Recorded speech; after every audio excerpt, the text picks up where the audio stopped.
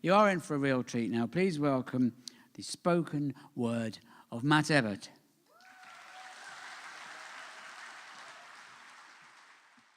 Don't let them tell you the NHS is destined to be privatised.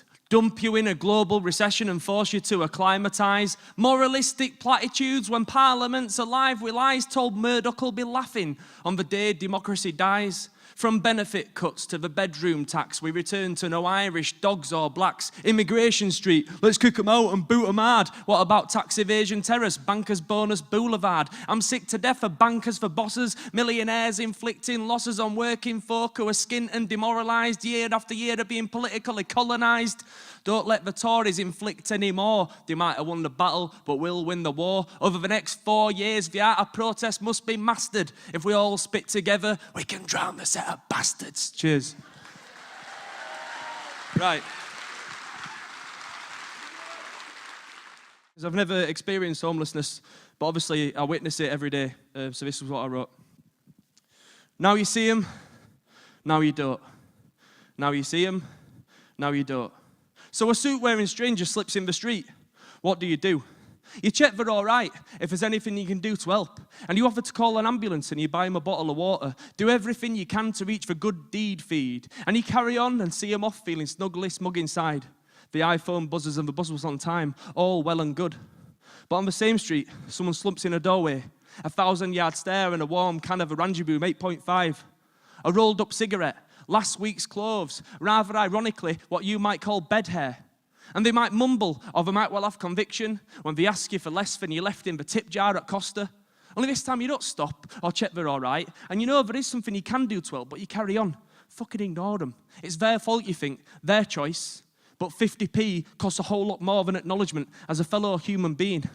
Let me ask you something. How many times do you see a homeless person with a dog and instinctively feel sorry for the dog? And they say there's a system in place, a system to help the homeless become human again for these inconvenient scourges on society.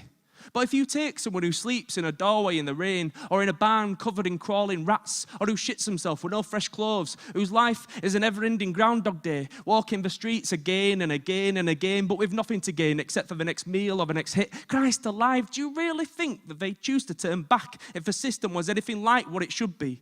If the system was in place to meet the needs of the people that need it more than you could even imagine? Because they live in a parallel universe. And the system might seem reasonable within your expectations, keeping meetings at 3 p.m. 2 weeks on Wednesday. But this is a person who roams the streets 24/7, who's given up hope, given up trying, and the system somehow has given up on them too. If the people in place to help out have given up, how the fuck do you expect these to even start? When should vulnerability ever meet blindly with disdain? On this jolly game of snakes and ladders, 9 months of sacrifice and compliance, one tiny blip, and it's back to the start again. Why bother? Some will fail and maybe don't deserve a chance, but for once, allow them to enter a room as an equal and enjoy those simple words that everybody craves. I matter. Cheers. I wrote this poem in 2007 to combat the rise of the BNP, and unfortunately I still have to perform it now. It's very, very simple. My name is Matt Abbott. Thank you for listening. I'm going to finish with this. The British way of life. You go up the road to an Irish pub, sup some Belgian beer, nip out for some grub. You find the nearest takeout and eat a Turkish kebab. Get driven on by an Asian in the back of a German cab. You fall asleep in an armchair that you bought in a Swedish shop, watching American shows on a Japanese telly. Just tell me when to stop. The fact of the matter is they're talking shit. So don't vote UKIP. Love music, hate racism, and have a good night. Cheers. Thank you.